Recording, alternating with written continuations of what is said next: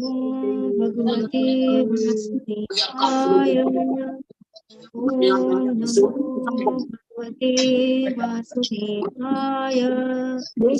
ओम नमो भगवते वासुदेवाय। नारायणं नमस्कृतं नरं चैव नरोत्तमं देवीं सरस्वती व्यासं ततो जयमुदीरयेत्। नष्टप्रायेषु अभद्रेषु नित्यं भागवतसेवया भगवती उत्तमं श्लोकैर्भक्तिर्भवति नैष्ठिकी। मूकं करोति वाचालं पङ्गुं लङ्घयते गिरिं यत्कृपातमहं वन्दे परमानन्दमाधवम्। कृष्णाय वासुदेवाय देवकी नंदनाय च नंदगोपकुमाराय गोविंदाय नमो नमः।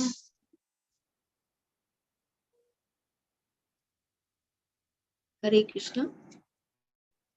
हम लोग भागवतम के 7वें श्लोक में हैं। जिन लोगों को पढ़ना है प्लीज वो हैंड रेज कर लेंगे।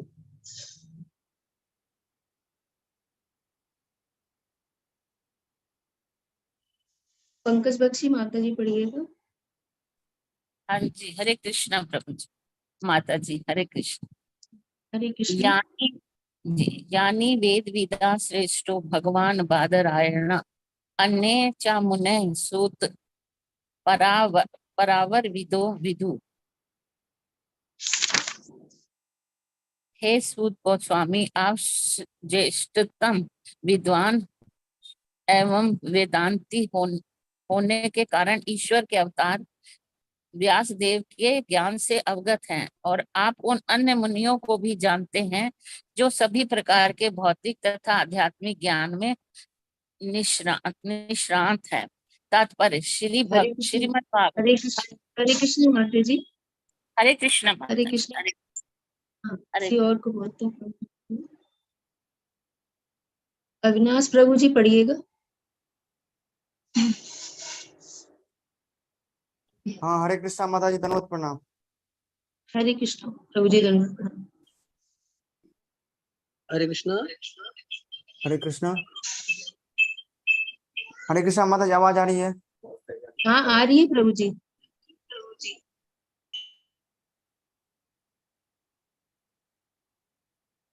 तात्पर्य से पढ़ना है ना? प्रभु जी तात्पर्य पढ़ना है। हरे कृष्णा। श्रीमद् भागवत ब्रह्म सूत्र या बादरायणी वेदांत सूत्र की स्वाभाविक टीका है।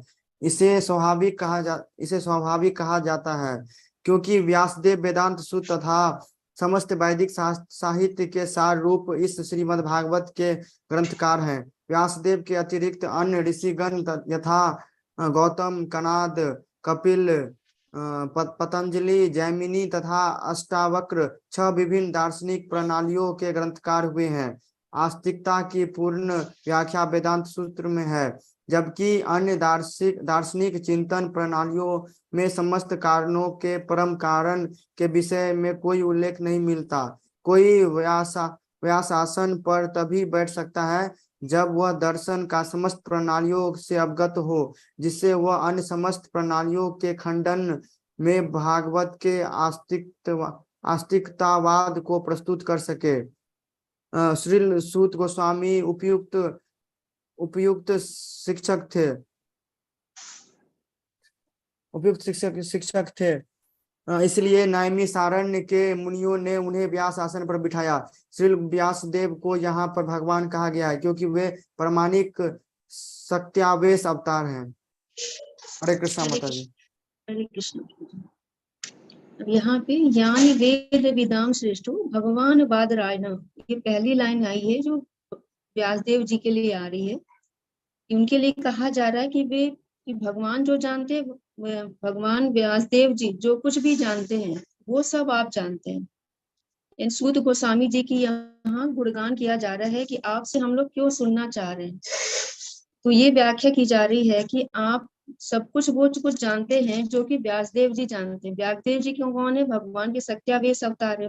भगवान के ने उनको शक्ति प्रदान, भगवान के द्वारा उनको शक्ति प्रदान की गई है कि वो इस तरह के पुराण और वेद लिख सके। तो इसलिए उनसे कहा जा रहा है कि जो आप जानते हैं, जो व्यासदेव जी जानते हैं वो सब कुछ आप जान रहे हैं। फिर अन्य चा मुनि सूत परावर विदो विदु, अन्य मुनि भी जो कुछ जानते हैं, यानी कि जो भी अन्य मुनि वगैरह हैं वो सब भी जो कुछ जानते हैं वो भी आप जानते हैं। यानी कि परावर भौतिक प्रकृति के बारे में भी आप सब कुछ जान रहे हैं, भगवान के विषय में भी सब कुछ जान रहे हैं, और आध्यात्मिक जगत जो है उसके बारे में भी जानते हैं। क्या है सगुण, क्या है निर्गुण, क्या है, ये सारी व्याख्या भी आप जानते हैं। और ये जो सूत गोस्वामी जी हैं, ये सूत परंपरा से आ रहे हैं, तो इनका भी व्याख्या की जा रही है कि सूत परंपरा से जो धर्म अर्थ काम आदि विषयों को जो शास्त्र हैं उनको सूत जानने में समर्थ होते हैं। ये सूत परंपरा होती है कि सारी चीजों को ये जानते हैं, अच्छी तरह से समझते हैं, धर्म क्या है, अर्थ क्या है, काम क्या है, ये सारी चीजों जो उनके जो शास्त्र हैं उन सबको भी वो जानने में समर्थ रहते हैं। तो परंतु जो ऋषियों के द्वारा प्रणीत मोक्ष विषय हैं वो कैसे जान सकते हैं? यदि किसी को ये आशंका रहती है तो उसके बारे में ये श्लोक बता रहा है कि सूत गोस्वामी क्या क्या चीजें समझ रहे हैं, वो कौन है, और इस तरह से उनकी व्याख्या की जा रही है इस श्लोक में। अब इसमें बता रहे हैं कि हम कैसे मुक्त हों। तो व्यासदेव जी से सूत गोस्वामी जी ने जो कुछ समझा है वो सब चीजें भी उनका गुणगान करने में वो लोग बता रहे हैं कि हम कैसे मुक्त हों, कैसे हम गोलोक धाम वृंदावन जा सकते हैं, इन सारी चीजों के बारे में भी आप जानते हैं। आप श्री व्यासदेव जी सारे विद्वानों में श्रेष्ठ हैं और उनको भगवान कहा जा रहा है। तो यहाँ पर जो भगवान शक्ति भगवान बादरायण कहा गया है कि व्यासदेव जी को कहा गया है कि व्यासदेव जी भगवान है, भगवान के सत्यावेश अवतार है, अतः भगवान है। तो आप भगवान के शिष्य हैं, अतः आप यह नहीं कह सकते कि मुझे नहीं आता। यानी कि भगवान के वो शिष्य हैं, उनको उनके द्वारा वो शक्ति प्राप्त हो, जो कुछ ज्ञान उन्होंने दिया है वो सब कुछ आपने ऑब्जर्व किया है और आपको वो सब चीजें आती हैं, आप सब कुछ जानने वाले हैं, आप पुराण आदि को भी जानने वाले हैं, अतः उनको सूत शब्द से संबोधित किया जा रहा है। सूत क्या बताया पहले कि जो कि सारे शास्त्रों में निपुण है, सारे शास्त्रों की व्याख्या करने में वो लोग निपुण होते हैं। वेदांत सूत्र का क्या अर्थ है? इसमें आप टीका में आ रहा है कि श्रीमद् भागवत ब्रह्म सूत्र या बादरायणी वेदांत सूत्र की स्वाभाविक टीका है। तो यहाँ वेदांत सूत्र के किसके लिए कहा गया, ये कोई बताएगा? वेदांत सूत्र क्या होते हैं? मैं बताऊं माता जी? हरे कृष्ण माता जी, बताइए माता जी। माता जी, पहले जो व्यासदेव ने जो 4 वेद थे वो लिखे थे, फिर उनको इजी करने के लिए उन्होंने एक वेदांत सूत्र लिखा था जिससे कि सब समझ सके, और वेदांत सूत्र को भी और इजी करने के लिए उन्होंने ये उसकी टीका लिखी थी श्रीमद् भागवतम के रूप में। मुझे इतना ही पता।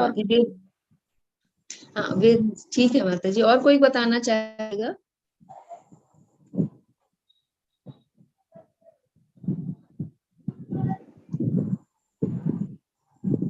वेदांत सूत्र क्या है? वेद का अंत, यानी कि जो वेदों का पूरा सार है, शास्त्रों का जो सार है, निचोड़ है, उनको छोटे छोटे फॉर्मूलों के द्वारा उन्होंने फिर बताया कि उनके सार को छोटे छोटे फॉर्मूले के रूप में रखा जिसको समझना आसान हो जाए। ये छोटे छोटे श्लोक हैं, उनके द्वारा हम लोगों को समझाया जा सके। फिर उनकी टीका जो कुछ लिखी है वो श्रीमद् भागवतम है। तो इस तरह से बहुत इजी करने के लिए श्रीमद् भागवतम लिखी गई कि हम लोगों को समझ में आए। कलयुग के लोग हैं, बहुत ज्यादा बुद्धि विकसित नहीं है कि वेदांत पढ़ सके, वेदों के अध्ययन कर सके, इसलिए बहुत छोटी छोटी सी टीकाएं कर करके सूत्र पहले लिखे, फिर उसके बाद उनकी टीकाएं लिखी हैं जो कि श्रीमद् भागवतम के रूप में है। उसको हम लोग अब आसानी से समझ सकते हैं। अब फिर इसमें आगे बता रहे हैं, क्योंकि व्यासदेव वेदांत सूत्र तथा समस्त वैदिक साहित्य के सार रूप श्रीमद् भागवत के ग्रंथ में व्यासदेव के अतिरिक्त अन्य ऋषिगण यथा गौतम, कणादि, कपिल, पतंजलि, जैमिनी तथा अष्टावक्र 6 विभिन्न दार्शनिक प्रणालियों के ग्रंथकार हुए हैं। तो ये अलग अलग ये दार्शनिक प्रणालियों के हैं, यानी कि इसमें ये बताया जा रहा है कि व्यासदेव जी के अतिरिक्त और अन्य टीकाएं किसने किसने लिखी, गौतम ऋषि ने लिखी, कणाद ने लिखी है, कपिल ने, सब ने अपना अपनी अलग अलग व्याख्या दी है और दार्शनिक सूत्र इन्होंने लिखे हैं, यानी कि दर्शन शास्त्र जो कहते हैं कि वो उन्होंने ऐसी व्याख्या की है। आस्तिकता की पूर्ण व्याख्या वेदांत सूत्र में है। यानी कि ये नास्तिक जो भी इन्होंने जो कुछ भी लिखी, कपिल पतंजलि वगैरह ने जो कुछ भी लिखा है, तो वो नास्तिकतावाद है कि वो भगवान को नहीं मान रहे हैं। और ये जो व्याख्या है, वेदांत सूत्र की व्याख्या है, ये श्रीमद् भागवतम है, ये पूरी तरह से भगवान को आस्तिकता रूप में है, ये भगवान को मानने वाली है, भगवान को पूर्ण रूप में स्वीकार करते हैं। जबकि अन्य दार्शनिक चिंतन प्रणालियों में समस्त कारणों के परम कारण के विषय का कोई उल्लेख नहीं मिलता। कि ये जो इन लोगों ने जो कुछ भी व्याख्या की है, उसमें इनमें भगवान का कोई उल्लेख नहीं रहता, उसमें जो परम कारण है हमारे, उनके द्वारा कोई भी चीजें लिखी नहीं गई हैं, भगवान के विषय में कोई चीज नहीं लिखी गई है। कोई व्यासासन पर तभी बैठ सकता है जब दर्शन की समस्त प्रणालियों से अवगत हो, जिससे वह अन्य समस्त प्रणालियों के खंडन में भागवत के आस्तिकतावाद को प्रस्तुत कर सके। तो व्यासासन पर बैठने की भी वो बताया जा रहा है कि कैसे बैठ सकता है, कौन व्यक्ति बैठ सकता है उसमें, जो कि सारे वेदों का तो अध्ययन किया ही हुआ हो, सारे पुराणों का अध्ययन किया हो, लेकिन उन्होंने इनकी भी व्याख्या को पढ़ा हो। यानी कि जो मायावाद के जो भी दर्शन है, जो नास्तिकवाद के भी जो दर्शन है, इन लोगों ने कपिल पतंजलि जैमिनी अष्टावक्र इन सब की व्याख्या को उन्होंने पढ़ा हो, उसको समझा हो, तब जाकर के वो व्यासासन पर बैठ सकता है और आस्तिकतावाद यानी कि भागवतम का वो कह सकता है, भागवतम को कह सकता है। अब जैसे कि कोई केजी का विद्यार्थी है, केजी के बच्चों को पढ़ाने के लिए है, तो अगर 4th क्लास के बच्चे या 6th क्लास के बच्चे को नहीं कहा जाएगा कि आप वहां जाकर के पढ़ो, पढ़ा के आओ। उसके लिए पूर्ण योग्यता होनी चाहिए कि हाँ वो पढ़ा सकता है, बच्चों को हैंडल कर सकता है, बच्चों के प्रश्नों के आंसर दे सकता है। तो इस तरह से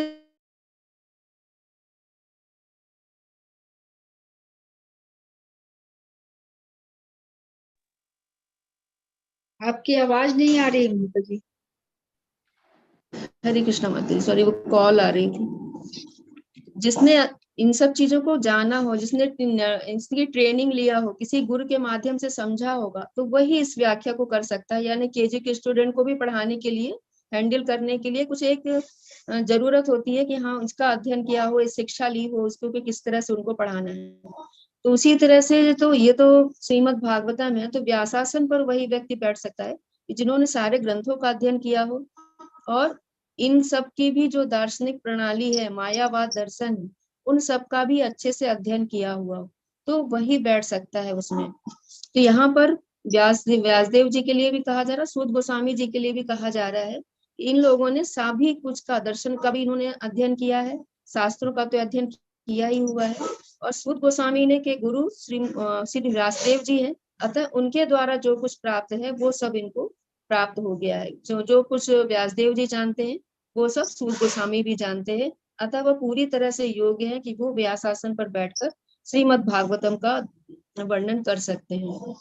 इस श्री सूत गोस्वामी उपयुक्त शिक्षक थे, इसलिए नैमिषारण्य के मुनियों ने उन्हें व्यासासन पर बैठाया। श्री व्यासदेव को यहाँ पर भगवान कहा गया है क्योंकि वे प्रामाणिक सत्यावेश अवतार हैं। भगवान श्री व्यासदेव जी का जो अवतरण हुआ था भगवान के सत्यावेश के अवतार में, यानी कि उनको शक्ति प्राप्ति की साहित्य लिखना था उनको, तो ये भगवान के द्वारा ही प्राप्त था। इस तरह से इस श्लोक में सूत गोस्वामी जी को प्रेजेंट किया जा रहा है कि वो कौन है, उनको कितना ज्ञान है और क्यों व्यासासन पर बैठाया जा रहा है। तो ये भी व्याख्या है कि व्यासासन पर कौन बैठ सकता है। आजकल अगर हम अपने इस समय में देखें तो इस समय बहुत से लोग इस तरह की व्याख्या देने आकर के बैठ जाते हैं, जिनको पूरी नॉलेज भी नहीं होगी, लेकिन हम लोग टीवी के माध्यम से देखते हैं कि बहुत सारे लोग इसकी व्याख्या भी करने लग जाते हैं। तो वैसे तो हम लोग भी है नहीं, लेकिन हम लोग प्रभुपाद जी के जो भी लेक्चर्स है उनको समझ के, और जो हम लोग के गुरुओं ने जो बताया है सिर्फ उनको समझ कर, हम लोगों ने भी कोई दर्शन शास्त्र नहीं पढ़ा या मायावाद हम लोगों ने भी नहीं पढ़ा। हम लोगों की इतनी बुद्धि विकसित नहीं है कि हम लोग उन चीजों को भी एब्जॉर्ब कर पाए, तो हम लोगों को बहुत कंफ्यूजन हो जाएगा। तो हम लोग तो सिर्फ जो अपनी गुरु परंपरा है उनके माध्यम से ही हम लोगों को जो कुछ बताया जा रहा है, एलिजिबिलिटी हम लोग की नहीं है, लेकिन चूंकि हम लोगों का डिस्कशन ग्रुप है इसलिए हम लोग यहाँ पर डिस्कस कर रहे हैं। सिर्फ हम लोगों की इतनी वो क्षमता नहीं है कि हम लोग इस भागवतम को कह सके या सुन सके, सॉरी कह सके, इसकी व्याख्या कर सके। तो जो कुछ हम लोगों के आचार्य बता रहे हैं, जो गुरुजन बता रहे हैं, सिर्फ उनके लेक्चर्स के द्वारा ही जो कुछ हम लोग को नॉलेज होती है वो हम लोग यहाँ पर आकर के आपके साथ शेयर करते हैं। हरे कृष्ण। और कोई कुछ ऐड करना चाहेगा इसमें तो ऐड कर सकते हैं। हरे कृष्ण माता जी। हरे कृष्ण। हाँ, इसी के 7वें श्लोक में इस अर्थ में वो एक शब्द आया है निष्णात। इसका मीनिंग क्या रहेगा? निष्णात का अर्थ हो गया प्रभु जी की पूरी तरह से ज्ञान है उनको, पूरी तरह से आप मतलब आत्मसात किया हुआ है उन्होंने उस ज्ञान को। हाँ ठीक, ओके, धन्यवाद। हरे कृष्ण। हरे कृष्ण।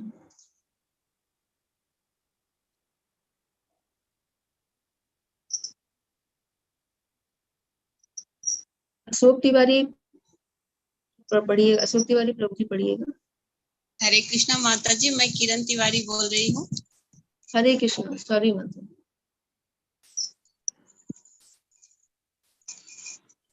श्लोक से पढ़ना है माता जी? हाँ हाँ प्रभु माता जी श्लोक से ही पढ़ना है। वेत्थ त्वं सौम्य तत्सर्व तत्व तत् अनुग्रहात् ब्रूयुः स्निग्धस्य शिष्यस्य गुरुवो गुहुमप्युत। इससे भी अधिक चूंकि आप विनीत हैं, आपके गुरुओं ने एक सौम्य शिष्य जानकर आप पर सभी तरह से अनुग्रह किया है, अतः आप हमें वह सब बताएं जिसे आपने उनसे वैज्ञानिक ढंग से सीखा है। हरे कृष्णा माता जी। हरे कृष्णा माता जी। किसी और को बोल रहे हैं, दो लोग पढ़ लेंगे जी। तात्पर्य पढ़ना है माता जी? नहीं, फतेह रावत प्रभु जी आप पढ़िएगा। जी। हरे कृष्ण। हरे कृष्ण। हरे कृष्ण माता जी। हरे कृष्ण। तात्पर्य: आध्यात्मिक जीवन की सफलता का रहस्य गुरु को तुष्ट करने तथा उनकी शुभाशीष प्राप्त करने में है।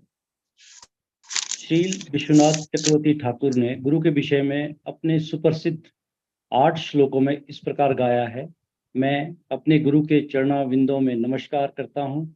उनको तुष्ट करके ही कोई भगवान को प्रसन्न कर सकता है, और जब वे अप्रसन्न रहते हैं तो आत्म साक्षात्कार के मार्ग में विघ्न ही विघ्न आते हैं।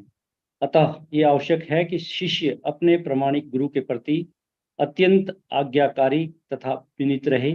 श्रील सूत गोस्वामी शिष्य के इन सारे गुणों से ओतप्रोत थे, अतः उन पर विद्वान एवं स्वरूप सिद्ध आध्यात्मिक गुरुओं तथा श्रील व्यासदेव तथा अन्य गुरुओं की कृपा दृष्टि थी। नैमिषारण्य के मुनियों को पूर्ण विश्वास था कि श्रील सूत गोस्वामी प्रामाणिक व्यक्तित्व हैं, इसलिए वे उनसे सुनने के लिए उत्सुक थे। हरे कृष्ण माता जी। हरे कृष्ण। तो वेत्थ त्वम, तो वेत्थ का तो मतलब पूर्ण रूप से निष्णात, यानी कि पूर्ण रूप से उन्होंने आत्मसात किया हुआ है। त्वम आप, उनके लिए आ रहा है कि आपने पूर्ण रूप से ज्ञान को आत्मसात किया हुआ है। सौम्य, और उनके लिए बोला जा रहा है कि आप बहुत ही मृदु स्वभाव वाले, मधु स्वभाव वाले हैं, सौम्य स्वभाव वाले हैं। तत्सर्वम, यानी कि सब कुछ जानने वाले हैं। तत्वतः, तत्व से जानने वाले हैं, यानी कि ऐसा नहीं है कि ऊपर ऊपर से हमने पढ़ लिया। जैसे कि हम लोगों की भी बुद्धि है, तो हम लोग अगर पढ़ रहे हैं तो हम लोग उसके जो तत्वतः है वो चीज हम लोग नहीं समझ पाते। तो उसमें यही बताया जा रहा है कि आप तत्वतः जानते हैं, कि सब कुछ जानने वाले हैं, उनको चीजों को तत्व से आप समझ रहे हैं। अनुग्रहात, आप अनुग्रह करने,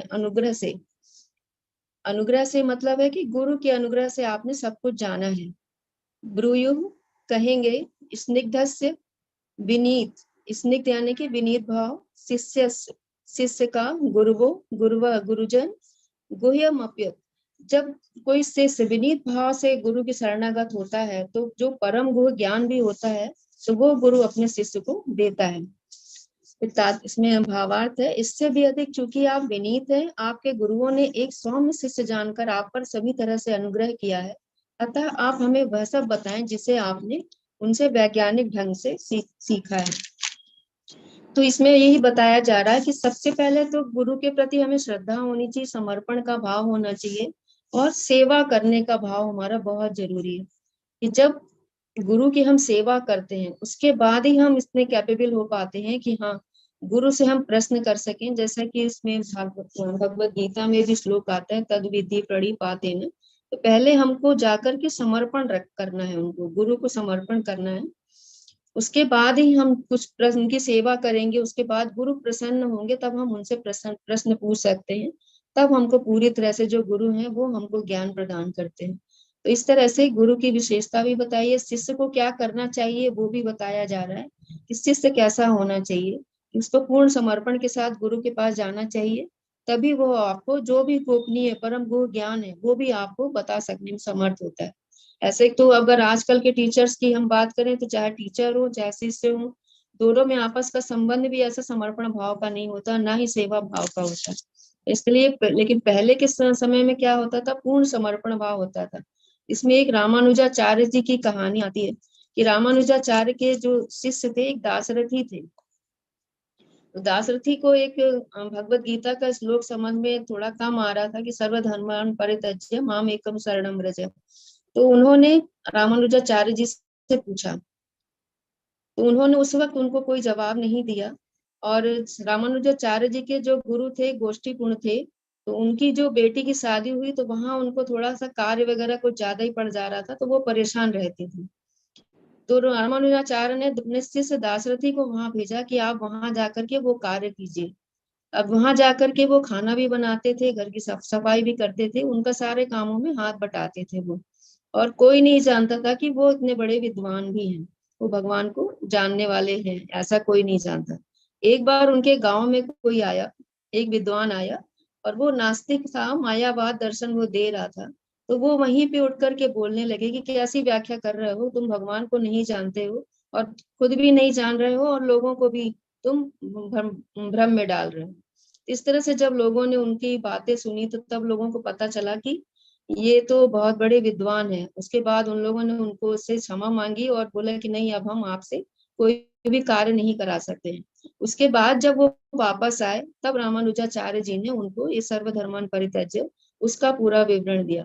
तो पहले के शिष्य ऐसे होते थे कि गुरु ने कहा तो गुरु की आज्ञा माननी है, कोई भी कार्य करना है भले ही उनके अनुकूल ना हो, लेकिन वो फिर भी वो कार्य करते थे।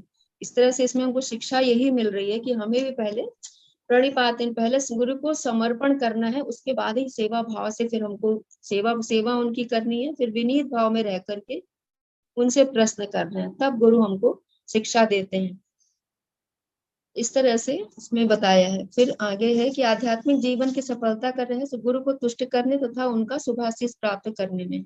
जब आध्यात्मिक गुरु हमारे प्रसन्न होते हैं तब हमको नेचुरल भी वो आशीर्वाद प्रदान करते हैं। और श्री विश्वनाथ चक्रवर्ती ठाकुर ने गुरु के विषय में अपने सुप्रसिद्ध 8 श्लोकों में इस प्रकार गाया है, मैं अपने गुरु के चरणार बिंदों में नमस्कार कर दूं। ये तो प्रेयर है जो हम लोग मॉर्निंग की साधना है हम लोग करते हैं।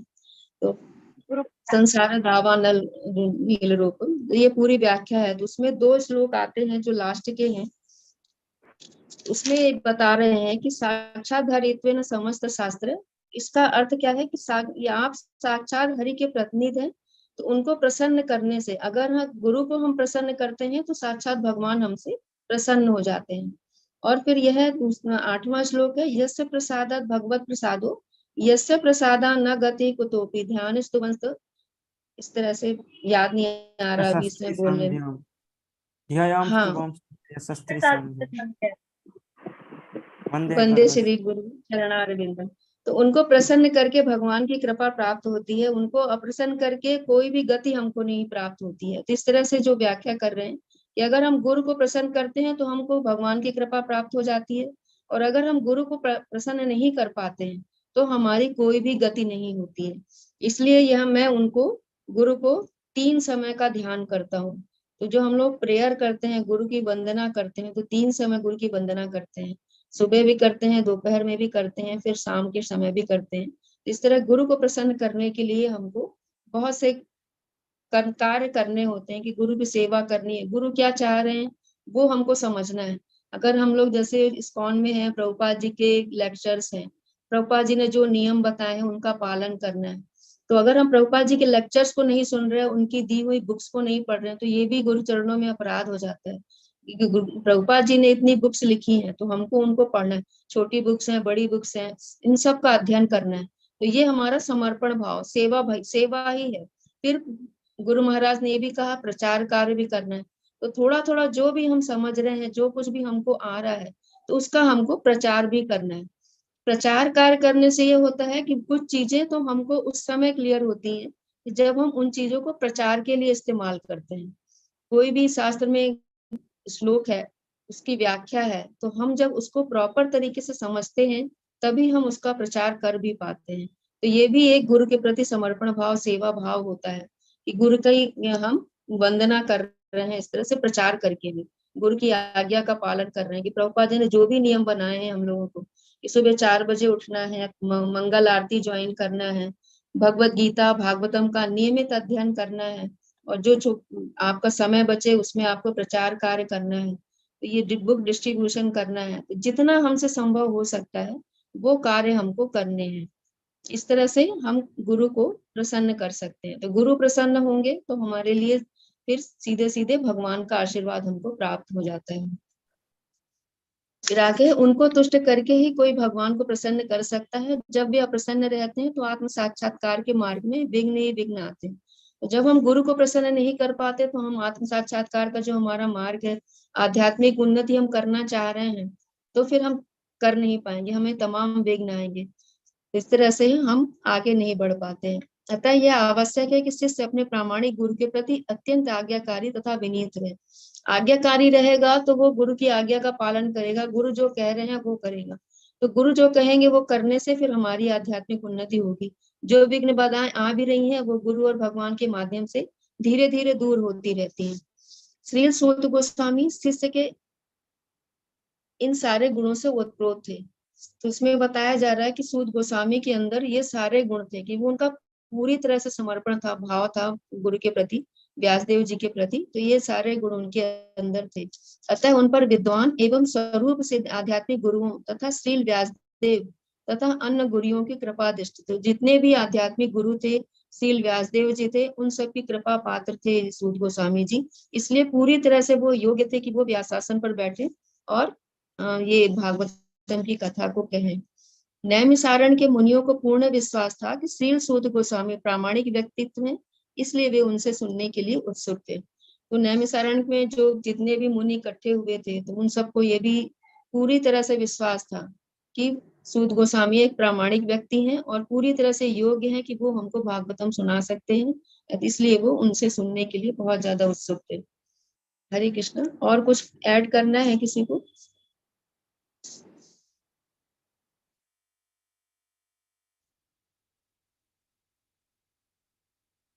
इस पे देवहूति और करदम ऋषि का भी एग्जाम्पल आचार्यों ने दिया था कि करदम ऋषि तपस्या में लीन थे, वो भगवान की ही आराधना में लीन रहते थे। शादी तो हो गई थी इनकी, लेकिन वो बिल्कुल भी भगवान की साधना में लीन हो गए थे और देवहूति ने उनकी बहुत सेवा की थी और बहुत तपस्या, कई वर्षों तक तपस्या करने के बाद जब उनकी तंद्रा भंग होती है तो वो देखते हैं कि देवहूति तो बिल्कुल ऐसे एक सूख कर लकड़ी का कांटा जैसे हो गई है, बिल्कुल दुबली हो गई है, पूरा शरीर उनका काला पड़ गया है। तो वो उनको देखते हैं तो वो समझ जाते हैं कि ये सेवा वगैरह जो कुछ है वो सब यही कर रही हैं। वो बोलते हैं उनसे कि जो कुछ मैंने तपस्या की है उसमें तुम्हारा भी पूरा योगदान है, इसलिए इस आदि जो मेरी तपस्या उसका फल तुमको ही प्राप्त होगा। फिर उसके बाद वो अपनी तपस्या के बल से उनको पूर्ण सौंदर्य रूप, जो उनका वास्तविक रूप था, वो उनको प्रदान करते हैं। इसमें यह है कि सेवा भाव हमको बहुत जरूरी होता है। कोई कुछ ऐड करना चाहेगा? ज्योति माता जी, आप समरी करेंगे क्या? हाँ माता जी, 4th और 5th श्लोक का करूंगी। माता जी, मैं एक प्रश्न, थोड़ा जिज्ञासा मन में आ रही है। बोलिए माता जी।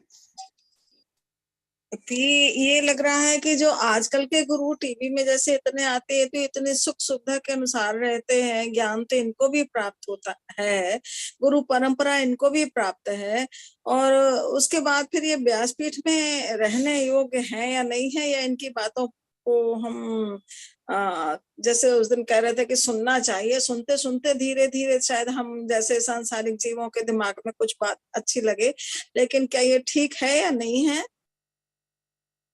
देखिए, बहुत ज्यादा तो हम लोग नहीं बोल सकते उनके विषय में, क्योंकि वो भी वैष्णव हैं। वैष्णव अपराध होता है किसी वैष्णव के लिए हम कुछ बोलें, लेकिन हमको सुनना है, हमको समझना है कि हमें किससे सुनना है और किससे नहीं सुनना है। हमको क्या हमारी आध्यात्मिक उन्नति उनसे हो रही है, हमको अपने ऊपर एक्सपेरिमेंट करना है, हमको अपने आप को देखना है कि क्या हमारी उनको सुनने से आध्यात्मिक उन्नति हो रही है, क्या हमारे अंदर वो ज्ञान प्रकाशित हो रहा है कि जिससे हम भगवान की तरफ आगे बढ़ रहे हैं। तो इन सब चीजों को हमने भी बहुत कुछ सुना है, लेकिन जब तक हमने अध्ययन नहीं किया, जब तक प्रामाणिक गुरुओं से हमने सुना नहीं, तब तक हमारी आध्यात्मिक उन्नति नहीं। तो ये मेरा पर्सनल एक्सपीरियंस है कि बहुत टीवी वगैरह में हमने भी सुने हैं प्रवचन, लेकिन उनसे हमारी आध्यात्मिक उन्नति नहीं होती। जब तक हमारा कोई प्रामाणिक गुरु नहीं होगा, उनसे हमारा संपर्क नहीं होता है, तब तक हमारी आध्यात्मिक उन्नति संभव नहीं हो पाती है। तो आप सुन रहे हैं वो अच्छी बात है, ठीक है कि अगर आपको लग रहा है कि सही बोल रहे हैं, लेकिन कौन योग्य है कौन योग्य नहीं है, ये हमारी दृष्टि में हम नहीं समझ सकते कि वो कितने प्योर है।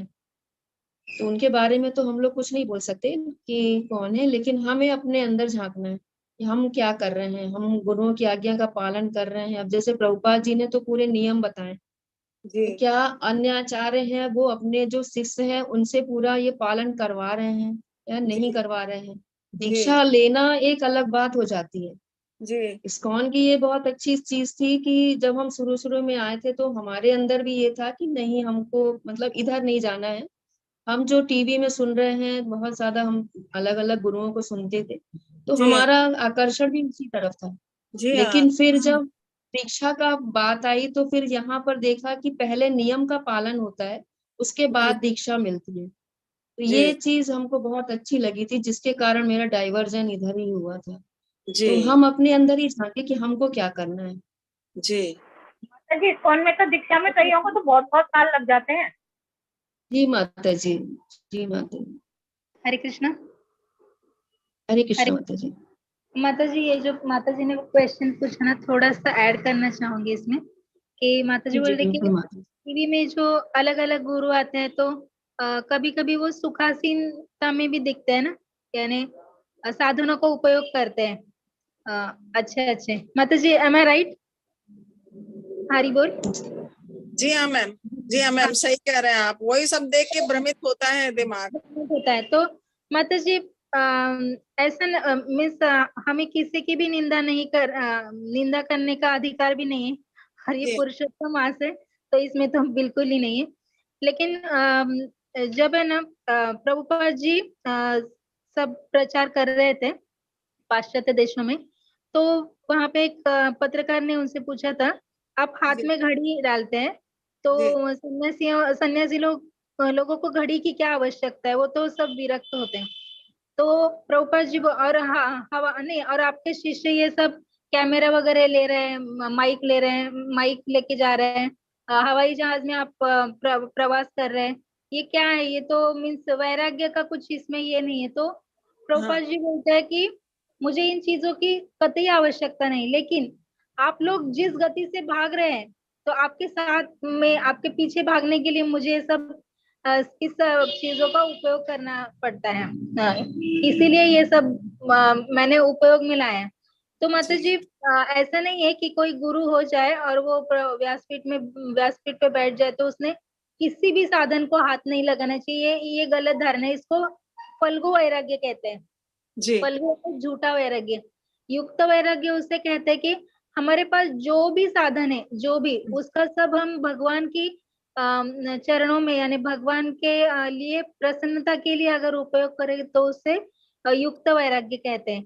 लेकिन वो वैराग्य युक्त ही होना चाहिए, और इसीलिए ये गुरु शिष्य परंपरा है। तो हम देखते हैं कि टीवी में अगर हो भी प्रवचन अच्छे अच्छे हो, और कलयुग की विशेषता बताई गई है कि कलयुग में बाद मीन्स जब कलयुग चालू होगा तो बहुत मीठे मीठे वचन मानव बोलेगा, और हम आकर्षित भी होंगे, लेकिन वो वैसा चल रहा है क्या, जैसा बोल रहा है वो हमें ये करना है। और हम इस्कॉन की एक विशेषता माता जी जो बता रहे हैं कि दीक्षा पद्धति, गुरु शिष्य परंपरा, ये सामने देख रहे हैं हम लोग गुरु महाराज को देख रहे हैं उनके।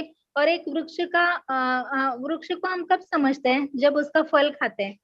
तो हम गुरु महाराज से डायरेक्ट कभी कभी नहीं मिल सकते, कभी कभी यानी बहुत बार नहीं मिल सकते, लेकिन उनके शिष्यों से पता चलता है ना हमें कि वो कैसे रह रहे हैं। तो वृक्ष से उसके फल की हम फल का अनुमान लगा सकते हैं। तो ये है कि जो हम देखते हैं ना टीवी पे बहुत गुरुओं का वाणी सुनते हैं वगैरह, तो ये जी हाँ, माता थोड़ा सा है ना सात्विक आनंद बोलते हैं उसको, थोड़ा जी सा सात्विक आनंद मिलता है। उसके बाद में मैंने भी सुने, मैंने बहुत सुने पहले।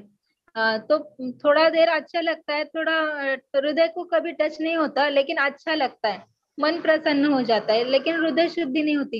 हृदय शुद्धि कब होती है? जब हम परंपरा में आए। भले ही हमें आज ज्ञान ज्यादा नहीं हो, लेकिन एक समय आएगा कि हमें ये निश्चित होगा कि हमें भगवत धाम जाना है, और हमें जप करके भगवत धाम जाना है, गुरु का आश्रय लेके जाना है, और वैष्णव की सेवा करके जाना है।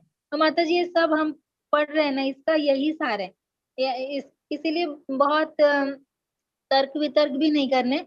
हाँ, लेकिन जो आप कभी सुन रहे हैं ना, तो अपराध नहीं करना है कि हाँ ये ऐसे कर रहे हैं, ये ऐसे होंगे। ठीक है, आपने सुना, आपको अच्छा लगा मन को, उतना ये करके छोड़ देना है। लेकिन अगर आप प्रामाणिकता से हृदय से पुकारे ना, तो आप यहाँ पे जो हम पढ़ रहे हैं ना, सब लोग आ रहे हैं ना, तो उन्होंने जी प्रामाणिकता से हृदय से पुकारा है भगवान को, इसीलिए जी हम एक प्रामाणिक संप्रदाय में है। हरे कृष्ण। जी, हरे कृष्णा। बहुत अच्छा लगा, समाधान मिल गया आपकी बात से। हरे कृष्ण माता जी। एक स्टोरी थी ना प्रभुपाद जी की, नहीं प्रभुपाद जी की नहीं, महाराज की। ये हमारे महाराज गोपाल कृष्ण महाराज जी है ना, हाँ हाँ एक दिन अपने कमरे में बंद थे और बातचीत कर रहे थे, अकेले थे, बातचीत कर रहे थे। किसी ने दरवाजा खोल के देखा कि महाराज जी किससे बात कर रहे हैं, तो देखा उन्होंने प्रभुपाद जी से बात कर रहे हैं। प्रभुपाद जी खड़े हैं और महाराज जी भी खड़े हैं। तो वो हैरान, एकदम से दरवाजा बंद करके और दूर हो गया। फिर बाहर वेट करने लग गया वो। तो फिर जब थोड़ी देर में महाराज जी बैठे दिखे, तो फिर उसने जाकर के पूछा, महाराज जी एक प्रश्न है मेरे दिल में, बड़ी हड़बड़ाहट हो रही है मुझे। तो कहने लगे क्या हो गया, कि जो मैंने देखा था वो सत्य है क्या? बोले क्या देखा तुमने? कि प्रभुपाद जी से आप बात कर रहे थे और प्रभुपाद जी यहाँ पर खड़े थे, ये सत्य है? कहने लगे हाँ सत्य है, लेकिन तुम किसी को मत बताना। तो कहने लगे ये तो मैं जरूर बताऊंगा सबको, क्योंकि मैंने देखा अपनी आंखों से। तो भगवान से भी लोग ऐसे मिलते हैं जो हमारे आध्यात्मिक गुरु हुए हैं, बड़े बड़े विद्वान हुए हैं, आचार्य हुए हैं। उनसे तो साक्षात राधा रानी उनके ऊपर अपनी चुनरी से छाया करती थी, हमारे आचार्यों के ऊपर। तो हुए हैं, सबके साथ सब कुछ हो सकता है। हरे कृष्णा प्रभु माता जी। जी, हरे हरे कृष्ण, हरे कृष्ण। हरे कृष्णा। ज्योति माता जी आप बोले। अविनाश प्रभु कुछ बोलना है आपको? नहीं, बात तो अभी बहुत ज्यादा हो चुकी है, मगर एक्सटेंड हो जाएगा। ऐसे ही माता जी पूछ रही थी कि टीवी में इतने सारे, तो हम पूरा कंक्लूजन देना चाहते हैं। क्योंकि माता जी आपकी एज भी मतलब आप बहुत, और आप अच्छा से भगवत मतलब श्रीमद् भागवतम पढ़ भी रहे हैं। तो अभी हो जाना जी कथा तो जिज्ञासा, अभी अब एक तरह से फिक्स्ड हो जाना है कि अभी इधर उधर नहीं सुनना है। अभी मतलब आपको डिसाइड करना है कि हमारे 4 प्रमाणिक संप्रदाय है, ब्रह्म संप्रदाय, रुद्र संप्रदाय, श्री संप्रदाय, रुद्र संप्रदाय, कुमार संप्रदाय। तो भगवान बोलते हैं ना, ये 4 संप्रदाय में जो शिष्य गुरु परंपरा में आते हैं, चारों संप्रदाय अच्छे हैं। अभी जैसे इस्कॉन एक ऑर्गेनाइजेशन है, वो प्रभुपाद जी के द्वारा मतलब स्टार्ट पर ये ब्रह्म संप्रदाय में आता है। तो आपको अभी मतलब देखना है खुद से कि आपको कौन से संप्रदाय से कंटिन्यू करना है। ये 4 संप्रदाय के अलावा सब जितने भी है वो मतलब उसको उसमें नहीं आना, वो सब बोगस है, उसको एक तरह से नहीं, वो प्रामाणिक संप्रदाय नहीं है। तो अभी मतलब जैसे कि आपका मतलब आप इतने दिनों से मतलब भक्ति में है, तो अभी एक तरह से फिक्स्ड अप हो जाना चाहिए कि हमें इस संप्रदाय के साथ हमें आगे बढ़ना है, क्योंकि ये बहुत जरूरी है। इधर उधर से आप नॉलेज ग्रहण करते रहेंगे तो कभी आपका परफेक्शन नहीं होगा, और उस नॉलेज से आप भगवत धाम नहीं जा सकते।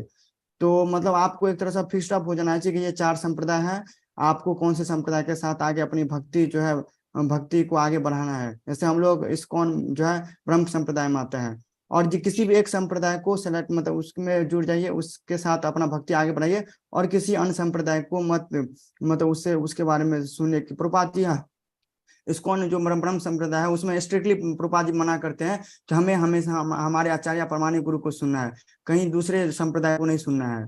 क्योंकि हर एक संप्रदाय का अपना दोनों का सब मतलब लक्ष्य एक ही है, पर सब चारों संप्रदाय का, पर हर एक संप्रदाय का अलग अलग मतलब जो है प्रोसेस है। तो हम है फॉलो कर रहे हैं, मतलब है इस्कॉन मतलब ब्रह्म संप्रदाय में, और बात करेंगे जो है रुद्र संप्रदाय कुमार संप्रदाय के, तो हम भक्ति में जो है परफेक्शन हासिल नहीं कर पाएंगे। इसीलिए मतलब अभी आप थोड़ा और सोच विचार कर लीजिए। और एक संप्रदाय जैसे हम लोग अभी जो क्लास भी हो रही है, तो वो इस प्रभुपाद जी के बुक के ऊपर और हमारे हम लोग सब इस्कॉन के जो है प्रिंसिपल है उनको फॉलो करके अपना भक्ति कंटिन्यू कर रहे हैं, और उसी की शिक्षाओं को प्रीचिंग एज अ डिस्कशन रूप में अभी कर रहे हैं, प्रस्तुत कर रहे हैं। तो आप भी इसके बारे में जानिए, या हम ये रिकमेंड नहीं करेंगे, पर ये 4 संप्रदाय है, इस 4 संप्रदाय के गुरु शिष्य परंपरा में जो भी आते हैं वो प्रमाणिक है, आप उनका सुन सकते हैं। उसको आप डिसाइड कर लीजिएगा आपको किसके साथ कंटिन्यू करना है। नहीं तो इधर उधर से सुनने में क्या हो जाएगा कि आपको एक तरह से जो भक्ति, जैसे जिस भक्ति को लेके परफेक्शन पाके आप भगवत धाम जाओगे, भगवान की जो भक्ति वो प्राप्त होगी, वो सेल्फ रियलाइजेशन जिसको बोलते हैं, वो नहीं हो पाएगा जब तक आप किसी प्रमाणिक गुरु के आश्रय में रह के भक्ति प्रैक्टिस नहीं करोगे। हरे कृष्णा माता जी, धन्यवाद प्रणाम। हरे कृष्णा प्रभु जी, धन्यवाद प्रभु जी, बहुत अच्छे से बताया आपने। ज्योति माता जी करेंगे आप समरी? हाँ यस माता जी, 4th और 5th श्लोक की। तो 4 श्लोक 1.1.4 नैमिषे निमिष क्षेत्रे ऋषयशौनकादयः सत्रं स्वर्गाय लोकाय सहस्रसममासत। तो यहाँ पे फर्स्ट पैरा में कहा गया है कि प्रथम जो 3 श्लोक है भागवत के, उसमें भागवत की प्रस्तावना है श्रीमद् भागवतम की, और वहां पे हमें बताया कि भागवत कैसा रसपूर्ण है, और उसका कैसा रस आस्वादन करना चाहिए, कैसे प्रामाणिक गुरु से सुनना चाहिए। तो इसके बाद में अब यहाँ पे इस महान साहित्य का मुख्य विषय बताया गया है कि ये कथा कहाँ पे हुई थी। तो प्रथम शुककाल में सुखदेव गोस्वामी द्वारा हुई थी ये कथा। सेकेंड टाइम दूसरी बार नैमिषारण्य क्षेत्र। तो सेकेंड पैराग्राफ में नैमिषारण्य क्षेत्र की महती बताई गई है कि वहाँ पे संदर्भ दिया गया है कि वायवीय तंत्र और वराह पुराण। तो वायवीय तंत्र में कहा गया है कि जब राक्षसों से देवतागण त्रस्त हो गए थे, तो ब्रह्मा जी के पास गए और उन्होंने भगवान की प्रसन्नता के लिए यज्ञ कहाँ पे करे, ऐसे उनसे पृच्छा की थी। तो ब्रह्मा जी ने इस संपूर्ण विश्व को आवृत्त करने वाला एक चक्र का चिंतन किया था, और इस चक्र की नाभि है वो नैमिषारण्य में है। और दूसरा वराह पुराण। तो वराह पुराण में बताया गया कि जब इस जगह जब जो कोई यज्ञ करता है, तो यज्ञ करने से राक्षसी वृत्ति के लोगों की शक्ति क्षीण होती है। और मैंने माता जी थोड़ा सा नैमिषारण्य के बारे में अतिल कृष्ण प्रभु जी है, तो उनका एक वीडियो सुना था, थोड़ा सा उसका रेफरेंस दूंगी कि वो बोल रहे थे कि ये जो चक्र ब्रह्मा जी ने चिंतन किया था, तो तब ब्रह्मा जी बोले थे कि ये चक्र जब घूमते घूमते जब स्थिर हो जाएगा और जहाँ गिरेगा वो नाभि होगी, वो नैमिषारण्य होगा, और उसे निमिष क्षेत्र भी बोलते हैं। तो वहां पे नैमिषारण्य में नैमिष कुंड है, और वो एकदम गोलाकार है, और जो भी इस कुंड में स्नान करता है तो उसकी 7 पीढ़ियों का उद्धार होता है, ऐसा बोला जाता है। और माता सती की जो कथा है, जो उन्होंने अपना ये किया था, आत्मदहन किया था भगवान शिव जी का अपमान होने पर, तो आत्मदहन करने पर शिव जी ने जब उन्हें उठाया था, तो उनके थोड़े पार्ट्स यहाँ वहाँ गिरे थे। तो जो माता सती का हृदय है वो यहाँ पे गिरा था, सती माता का। और रामायण में जब रामायण की कथा में जब श्री राम रावण का वध करते हैं, तो रावण राक्षस भी थे लेकिन ब्राह्मण भी थे जन्म से। तो ब्रह्म हत्या हुई है ऐसा राम जी को लगता है कि नहीं, मैंने ब्रह्म हत्या की। तो उसके शालनार्थ तो वो परीक्षा करते हैं ऋषि मुनियों से। तो ऋषि मुनि बोलते हैं कि आपके हाथ पे बाल उगाए हैं जो ब्रह्म हत्या किया है, इसीलिए। तो ये बाल जब झड़ जाएंगे किसी क्षेत्र में स्नान करने से, पवित्र होने से, तो समझ लीजिए बहुत ही पवित्र क्षेत्र है। और जब राम जी नैमिष कुंड में स्नान करते हैं तो वो पूरे बाल निकल जाते हैं। तो ऐसी महत्ता नैमिषारण्य की है। और इस नैमिषारण्य में सूत गोस्वामी ने ये भागवतम दूसरी बार सब 88,000 ऋषियों मुनियों को सुनाई थी। तो थर्ड पैरा में यज्ञ का वर्णन किया है कि यज्ञ यहाँ पे यज्ञ जो शब्द है वो भगवान के भक्तों के द्वारा किया गया है। और भगवान के भक्त यानी वैष्णव यज्ञ क्यों करते हैं, तो वो सर्व प्रकार के यज्ञ भगवान की प्रसन्नता के लिए करते हैं और वो यज्ञ में आसक्त होते हैं क्योंकि भगवान प्रसन्न होते हैं। और भौतिकवादी लोग भौतिक आनंद में मग्न होते हैं। तो यज्ञ का उद्देश्य क्या है, तो यज्ञ का उद्देश्य संसिद्धि हरितोषण, यानी भगवान को आनंद देना, भगवान विष्णु को, यही उसका उद्देश्य होना चाहिए। और इस तरह से सभी को शांति और उत्कर्ष की प्राप्ति होगी। तो भगवत गीता में भी बताया गया है कि भोक्तारम यज्ञ तपसाम सर्वलोक महेश्वरम सुहृदम सर्वभूतानां ज्ञात्वा माम शांतिं गच्छति, यानी सभी यज्ञों के भोक्ता भगवान है, सबके सुहृद वो है, ये जानना, ये शांति सूत्र बताया गया है। और फोर्थ पैरा में ऋषयः शौनकादयः, यानी इस श्लोक में कहा गया कि ऋषि सब शौनकादि ऋषि एकत्र है। तो सामान्यतः सभी ऋषि मुनि जन कल्याण में रत रहते हैं और वो करुणामयी होते हैं। इसलिए शौनकादि 88,000 जो ऋषि हैं वो कलयुग के शुरुआत में एकत्रित हुए। क्यों है, क्योंकि कलयुग के मंद बुद्धि लोगों के लिए शांति और उत्कर्ष का, समृद्धि का मार्ग कौन सा है, उनका हित किसमें है, तो ये इस पर विचार विनिमय करने के लिए वो एकत्र है। वो सर्वभूत हिते रहता है ना, सर्व प्राणियों की उन्हें चिंता है। और भगवान विष्णु के लिए यज्ञ क्यों किया है, क्योंकि भगवान विष्णु एक वृक्ष के मूल के समान या वृक्ष के समान है। और उस वृक्ष की शाखा कौन है, देवी देवता, सिद्ध, चारण, विद्याधर, ये सब और इतर सर्वजीव। और ये वृक्ष अगर मूल को पानी डाले तो उसका पालन पोषण होता है, यानी शाखा भी शाखा फल फूल इस सब का पोषण होता है, इन सब का पोषण होता है। तो मूल को पानी डालने से ही सबका पोषण होता है। अलग अलग जल डालने की आवश्यकता नहीं रहती है। अगर कोई अलग अलग जल डाले तो उसके शक्ति का, उसके साधनों का थोड़ा सा ह्रास होता है, व्यय होता है। और फिफ्थ पैरा में कहा गया है कि भगवान जो सबके मूल है, उनसे संबंध भूल जाने के कारण समाज जड़वादी हो गया है, भौतिकवादी हो गया है। नास्तिकवादी नेता अनेक अनेक योजना बनाते हैं और वे विफल होती है। लेकिन भगवान से ये क्यों होता है, सब योजनाएं क्यों विफल होती है, क्योंकि भगवान से हमारा कनेक्शन टूट गया है। और प्रभुपाद जी यहाँ कहते हैं कि ये जो यज्ञ है कलयुग में, वो संकीर्तन यज्ञ, वो आध्यात्मिक जागृति का सम्मत मार्ग है। और हम देखते हैं कि प्रभुपाद जी यहाँ बता रहे चैतन्य महाप्रभु ने क्या बताया यज्ञ के बारे में। तो चैतन्य महाप्रभु में श्रीमद् भागवतम, महाप्रभु का श्रीमद् भागवतम में उल्लेख है 12वें स्कंद में। तो उसमें कहा गया है कि कृष्ण वर्णम कृषात कृष्ण सांगोपांगास्त्र पार्षदम यज्ञ संकीर्तन ही प्राय यजंती सुमेधसा, यानी कलयुग में चैतन्य महाप्रभु आएंगे, वो कृष्ण वर्णम कृषात कृष्ण मीन्स गोरे रहेंगे और उनका अस्त्र क्या है, तो पार्षद ही उनका अस्त्र है। और वो क्या करेंगे, संकीर्तन यज्ञ करेंगे जो बुद्धिमान लोगों के लिए है। तो भागवत पुराण का यही सार है कि सवई पुंसा परो धर्मो यतो भक्ति रदोक्षजे, हमें भक्ति कब प्राप्त होगी, जब हम भगवान को पुकारेंगे, हम भगवान के नामों का जप करेंगे, तो हमें भगवान से अपना जो कनेक्शन है वो उसका ज्ञान हो जाएगा। हरे कृष्ण। हरे कृष्ण माता जी, धन्यवाद माता जी, बहुत अच्छे से बताया आपने। माता जी ठीक है माता जी, ये यहाँ पे ही कंप्लीट करती हूँ, बाद में फिर 5th 6th जो आज तक हुआ है वो करेंगे। अभी